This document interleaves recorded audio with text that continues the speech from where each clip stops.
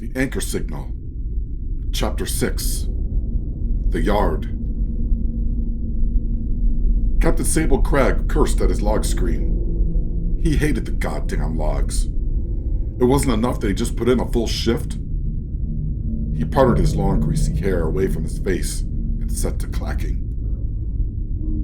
Cycle 7719.44. Salvage ledger K77, NS Gristlehook. Ensign Model reprimanded for reporting to his shift drunk. Sent back to his quarters with another write-up. And payroll deducted evasion penalty from Ensign Model's weekly. Encountered sentient nebula at Q2365, Kestrel 9 system. Specialist Noor established communication link, but the intelligence just kept repeating the phrase, "The dead paid twice." Sentient nebula tagged and quite insane and logged. Cragg stopped for a moment to light up the smoke. He rubbed his enormous forehead, a mesa of ancient wrinkles. He looked exhausted in the pale light of his quarters, sitting there at his desk. He blew his smoke out and watched it drift across the cabling that snaked across his low metal ceiling. He set back to clacking. Retrieve locator beacon call at 4714-238. Meridian-class starship. Priority. Called in retrievers and set course for the Blue Tangle. Payload secured. Here's your hull, blue paint. En route to K77. The captain was referring to DF salvage repository K77, an entire planet covered in junkyards that often competed for scrap drops. There were mountains of garbage as far as the eye could see. Pipes and cables and machinery piled high to the horizon in an orange haze, epic and monstrous like some apparition, an oil painting of an industrial hell. Everyone in the Continuum just called it the Clyderlands. Ray's leg was killing him. He was in the belly of the Gristlehook whale. Through the blinding pain, he couldn't see the stars anymore, and for the longest time, he couldn't figure out why. The ship was clearly moving. He could feel it under his bloody feet. He checked the monitors. The emergency batteries only had 40 minutes left in them. He'd have to figure out something soon. Why is it so dark outside? Did I slip into a black hole? The thought was like touching something gelatinous in total darkness. He wondered how Christine was doing. Was she alive? Why was she screaming like that? He cursed himself for not doing anything. Metal plating and hull joints creaked and rattled and groaned all around him. Definitely moving. But it wasn't the wild ride he'd felt earlier. This felt steadier. It felt like cruising. He looked at the cracked bridge window again and realized that his eyes were adjusting. He looked longer, and he saw the seam of a steel wall.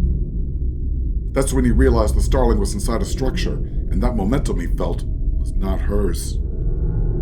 They were being taken somewhere. He headed for the armory. Ray wanted to pick up the Maw-Line AR-9, but he knew its handling would be terrible in close quarters. So he went for the Snubjack, a nasty little piece of work that blew stovepipe holes through anything in its holographic sights. It took him a minute to find the safety and chamber around, but he figured it out from game memory.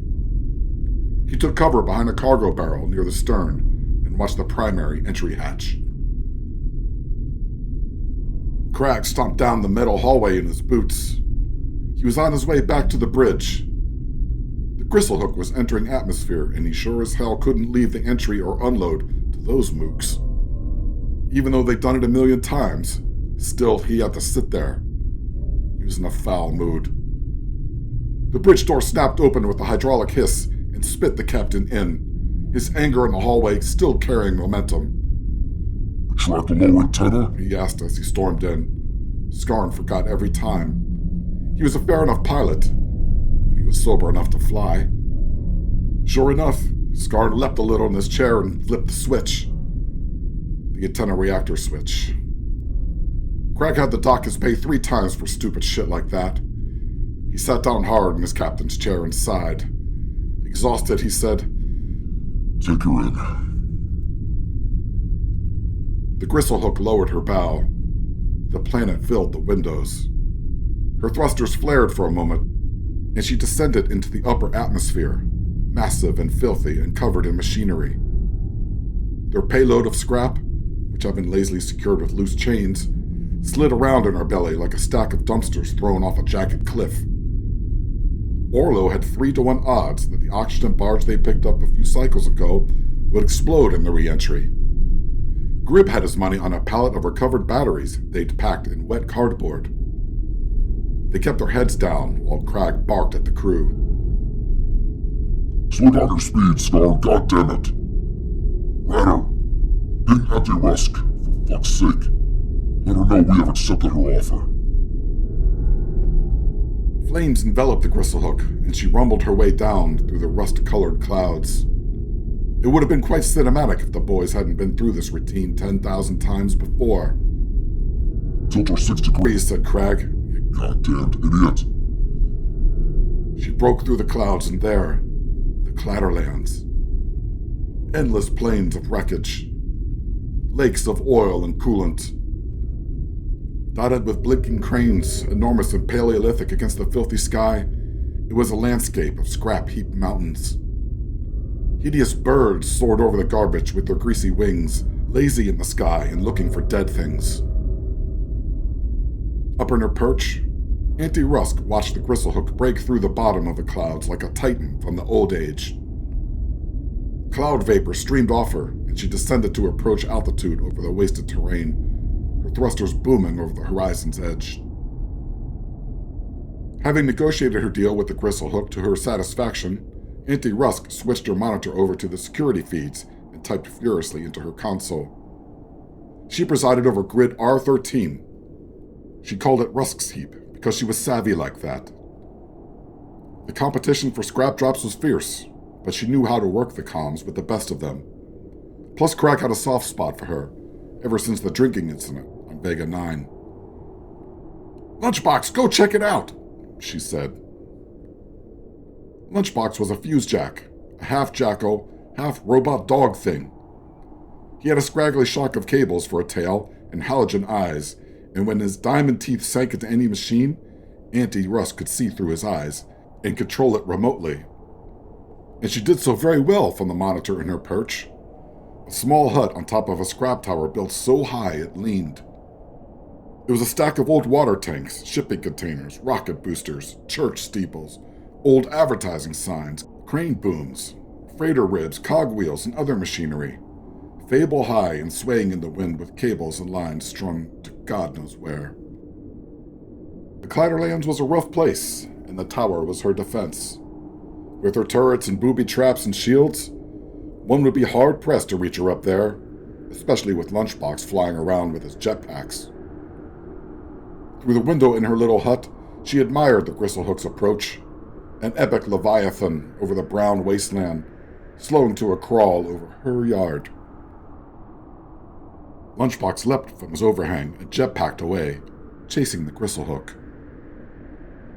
The scrap hauler slowed down to dump speed and opened her enormous bay doors, a metallic grind that shook the planet and scattered the birds. Ray screamed. His leg burned with pain as the Gristlehook's maneuver threw him. The Starling, the oxygen barge, the sofas, satellites, drones, luxury escape pods, broken statues, engine blocks, and all the other scrap metal in the bay around like the insides of a washing machine. Everything shook. He tried to hang on, but the shaking grew too violent at times, and he'd lose his grip and fall somewhere, often horizontally, into something metal and jagged. He wondered if this chaos hurricane would ever end. It just kept going. And just when he thought he might be in the eye, when things calmed down for a moment, he was flung across the room and into a workbench and tumbled into a set of lockers and fell onto the floor with a tremendous racket. The lockers fell on him. The metal creaked and groaned ominously. He waited and felt a sudden drop, a falling sensation. A hawk hole bloomed in his stomach, as a force lifted him and everything else in the maintenance bay off the floor like a gravity switch. He braced himself in the corner and cried and gritted his teeth and counted off the fall. He got to 8 seconds before the impact, an explosion of metal and glass and debris. A shockwave ragdolled him as the maintenance bay exploded. Ray regained consciousness on the ground a few moments later. He could feel sunlight on his face, something he hadn't felt for quite some time. It was warm and pleasant. Then, a metallic crash quite close. Electric fear shocked him awake and he looked around in panic. The snubjack was nowhere in sight. Neither was the roof over his head. The starling lay cracked around him like a sad fallen egg. More movement. Aggressive, scrambling movement. Ray cursed the sunlight. It blinded him every time he looked back. It surged at him, danger close. Adrenaline took over. He ran on his bloody leg. Lunchbox vectored in on the Bristlehook's approach with his jetpacks. He soared over the garbage at a high rate of speed and banked into a low, predatory orbit. After the dump thunder settled and the Bristlehook lumbered away in the gray distance, Lunchbox throttle chopped and landed near the new scrap heap and started scanning. He picked up the biosignature right away. Ray's biosignature. His halogen eyes flared.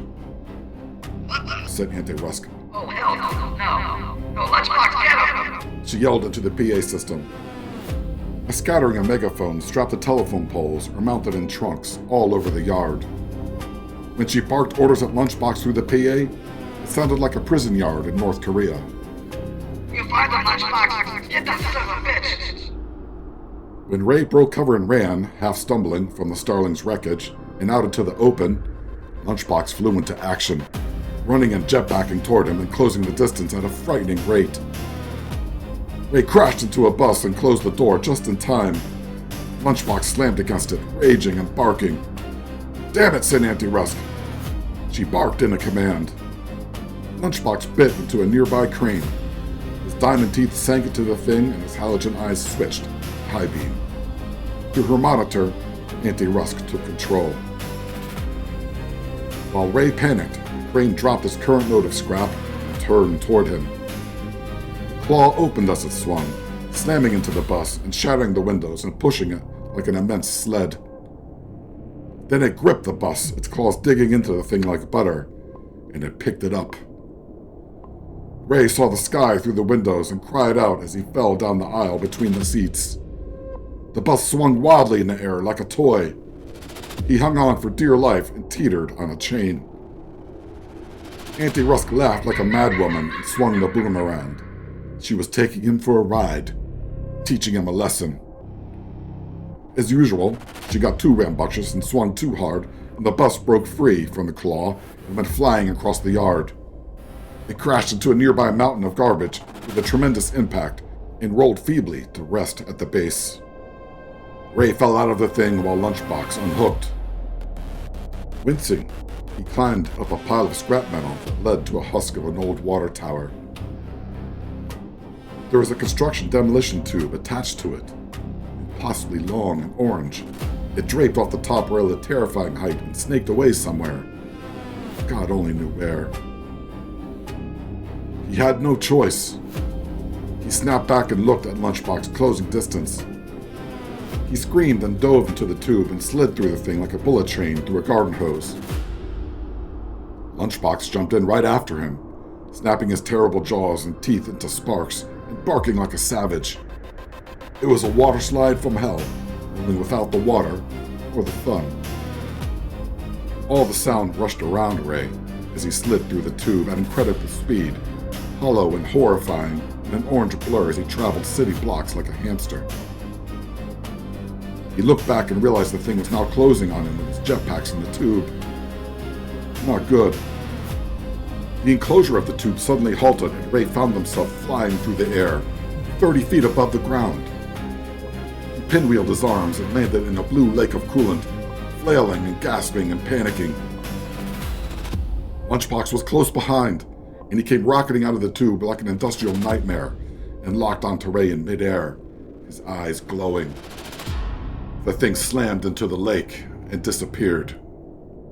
Ray scrambled to the edge of the coolant lake and climbed out, coughing. He looked back and saw the thing approaching, a monster under the bubbling surface. He backpedaled and turned and tried to run, but his leg gave way and he fell. He cried out from the pain. He crawled. Lunchbox leapt from the coolant lake, glorious with his mouth open, about to land on Ray's back and crunch through his skull to that soft cerebellum center. The trunk lid of a nearby sedan popped open and the torso of a very large, shirtless man shot out and grabbed Ray and pulled him in. The trunk lid snapped shut.